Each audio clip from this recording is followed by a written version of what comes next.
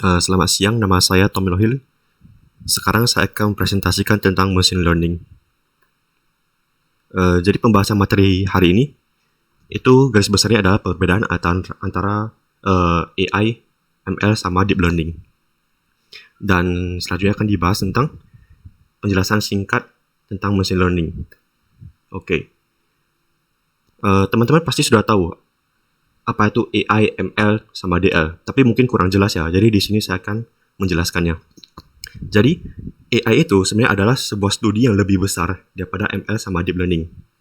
Kalau ML itu, dia bagian dari AI atau kita bilang subsetnya, sama DL itu adalah Deep Learning. Deep Learning itu bagian dari ML. Nanti selanjutnya akan saya jelaskan lagi di slide berikutnya.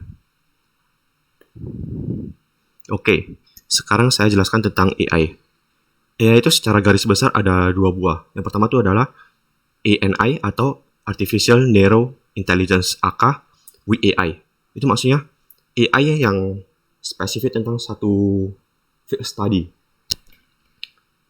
Selanjutnya adalah AGI atau Artificial General Intelligence aka Strong AI. Jadi bedanya itu apa? ANI itu adalah yang present sekarang itu. Kalau AGI itu tentang masa depan. Oke, perbedaan besarnya tuh begini. Kita lihat gambar di samping ini. Dulu ada yang namanya sebuah mesin yang namanya Deep Blue. Deep Blue itu adalah sebuah hasil dari perusahaan yang bernama DeepMind. Sekarang sudah diambil alih oleh Google. Jadi dulu ini Deep Blue adalah sebuah komputer yang dirancang untuk mengalahkan seorang ahli pemain catur yang bernama Garry Kasparov. Jadi pada tahun 1990-an, dia melawan Garry Kasparov. Saya lupa itu ijaknya kapan. Dan Deep Blue bisa menang melawan Garry Kasparov. Itu berkat dari AI. Tapi ada orang yang bilang bahwa sebenarnya Deep Blue itu nggak pakai AI. Tapi ada juga sebagian yang bilang, oh, Deep Blue itu sebenarnya udah pakai AI. Jadi Deep Blue ini adalah salah satu contoh dari ANI. Karena dia spesifik untuk memecahkan satu masalah, yaitu permainan catur. Kalau AGI itu yang di masa depan. Contohnya mereka membuat sebuah manusia artificial, manusia buatan, yang bisa memecahkan berbagai kasus. Contohnya bisa bermain catur, bisa memasak, bisa berjalan, dan lain-lain. Selanjutnya akan saya jelaskan tentang ML, Machine Learning. Machine Learning itu sebenarnya apaan? Machine Learning adalah sebuah ilmu yang mempelajari tentang bagaimana sebuah algoritma komputer itu bisa berkembang secara otomatis. Jadi ini ada ahli yang bernama Tom Mitchell. Dia bilang begini, komputer yang belajar dari ML itu ada komputer yang belajar dari experience yang kita bilang sebagai dengan task T itu tugasnya, dan performa kita diukur dengan sebuah variabel P. Maksudnya bagaimana sih? Jadi ini ada contoh kasus namanya tuh email spam. Teman-teman pasti sudah tahu. Email spam itu adalah sebuah email yang kita rasa bahwa kalau itu adalah spam, kita akan memberikan label spam. Selanjutnya AI itu dia mempelajari, oh, user ini bilang setiap ada keyword atau behavior yang sama dari sebuah email yang kita buat spam, itu dipelajari terus oleh oleh machine learning-nya. Ya, contohnya begini. Saat kita mengklasifikasikan sebuah email itu apakah dia spam atau bukan, itu disebut dengan Kita lihat poin kedua ini, memantau user labeling email sebagai spam. Itu adalah experience-nya yang kita beri contoh. Kalau T itu, ini yang poin pertama. Jadi tugasnya dari machine learning itu apa? Dia mengklasifikasikan email apakah ini spam atau bukan. Itu tugasnya. Kalau yang paling bawah itu, tingkat keberhasilan program untuk mengklasifikasikan email spam. Itu ada performance-nya. Jadi, garis besarnya begini. Pertama-tama kita memberi contoh dulu. Oh, ini labeling. Saya kasih label bahwa email ini adalah spam. Itu experience kita. Itu dipelajari oleh mesin learning-nya. Baru tugas dari machine learning-nya apa? Dia mengklasifikasikan email apakah dia spam atau bukan berdasarkan experience yang kita kasih tadi. Dan P ini adalah performance. Kita cek loh, ini sebenarnya dia kasih label spam benar atau salah. Itu tingkat keberhasilannya, itu performance. Begitu. Selanjutnya adalah deep learning. Deep learning adalah ML atau machine learning yang menggunakan artificial neural network. Maksudnya apa sih? Neural network itu maksudnya sistem saraf. Jadi tugas dari deep learning itu dia lebih mempelajari bagaimana otak kita itu bekerja, sistem saraf di otak kita. Jadi diimplementasikan dalam komputer begitu. Contohnya begini, deep learning. Nah, saat kita melihat angka ini 9 yang warna putih yang sebelah kiri kan. Kalau kita sebagai manusia dengan sistem saraf kita sudah tahu, oh ini sebenarnya 9. Bukan 1, bukan 2, bukan 3. Kita bisa langsung tahu tuh angkanya tuh berapa. Walaupun terdapat berbagai banyak font. Ada 9 yang tulisannya kepalanya agak kecil, yang badannya lebih panjang gitu. Tapi kita sebagai manusia bisa langsung tahu. Kalau komputer, pastinya nggak tahu ya kan. Nah, jadi dari sini, mereka mengimitasikan cara kerja otak kita. Ada yang disebut dengan layer. Jadi pertama-tama kita bilang ini layer paling kiri, layer 1, layer 2, layer 3, dan selanjutnya sampai layer ke N, layer akhir.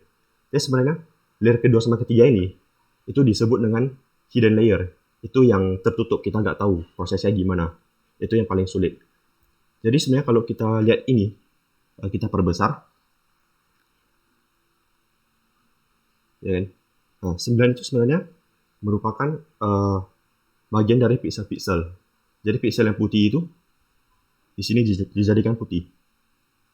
Dan selanjutnya putih-putih. Dia diklasifikasikan.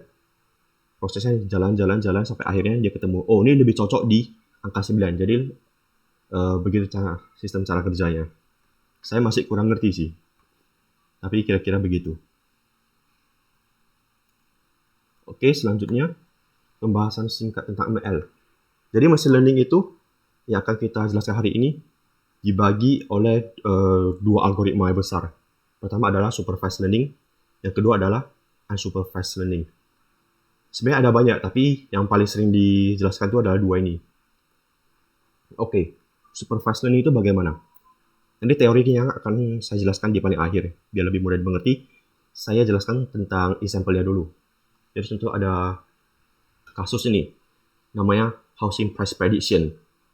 Jadi, misalnya gini, saya ke satu kota, saya mau membeli rumah, tapi nggak tahu kalau rumah yang saya mau beli ini sebenarnya dengan ukuran tanah sekian, berapa square feet ya kan, harganya berapa sih harusnya. Jadi di sini saya mengambil beberapa dataset. Itu yang pertama ini X pertama dengan kira-kira 400 square feet, harganya 100, ini dalam satuan ribu ya, 100.000 dolar. Dan selanjutnya, yang kedua, yang ketiga, dan keempat. Jadi ini SSS adalah sebuah koordinat dari dataset yang kita kumpulkan. Nah, misalnya begini, saya ketemu satu rumah, itu harganya 750, itu square feet-nya atau areanya 750. Harganya kira-kira berapa sih berdasarkan dataset yang saya kumpulkan ini? Jadi ada yang namanya linear regression. Jadi kita ambil satu garis lurus dari dataset yang dikumpulkan. Misalnya kita melakukan komputasi dan mendapatkan satu garis lurusnya itu linear regression-nya. Saya dapat di titik ini, maka kita bisa menyimpulkan bahwa berdasarkan dataset yang saya kumpulkan dengan linear regression, itu kira-kira harganya 150.000 dolar. Jadi itu supervised learning membantu kita mencari tahu perkiraan harga yang normal dari dataset yang diberikan. Nah, yang kedua ini adalah yang warna biru, kita lihat garisnya. Ini adalah quadratic function atau nonlinear regression. Jadi misalnya sebenarnya ini lebih cocok ke nonlinear regression karena dia lebih cocok ke pergerakan warna garis birunya itu lebih cocok. Bisa dengan 750 square feet itu harganya lebih pas kalau 200 ribu dolar gitu. Sebenarnya dalam machine learning ini tidak ada algoritma yang sangat pas. Semuanya adalah perkiraan. Tapi kita bisa lihat kira-kira mana yang lebih cocok begitu. Nah, kalau tentang unsupervised learning maksudnya gimana? Ada satu contoh, yaitu cocktail party problem. Misalnya ada speaker itu orangnya, orang satu sama orang dua, dengan jarak yang seperti ini digambar ya kan. Baru ada mikrofon. Mikrofon satu didekatkan dengan speaker pertama, dan mikrofon kedua didekatkan dengan speaker kedua. Jadi saat mereka berdua berbicara, contohnya speaker satu menggunakan bahasa Indonesia, speaker kedua menggunakan bahasa Inggris. Mereka bilang halo sama hello. Ini mikrofon satu, dia pasti menangkap suara halo dalam bahasa Indonesia lebih keras daripada hello dalam bahasa Inggris dari speaker kedua. Begitu juga sebaliknya dengan mikrofon kedua ini. Mikrofon kedua akan mendengarkan lebih keras suara hello dalam bahasa Inggris daripada hello dalam bahasa Indonesia. Jadi saat kedua rekaman ini dari mikrofon 1 sama 2 dikumpulkan, ada satu algoritma yang namanya cocktail party. Itu dia bisa memisahkan suara. Jadi contohnya begini, kita bisa ekstrak suara dari speaker pertama sama speaker kedua berdasarkan dua mikrofon ini. Jadi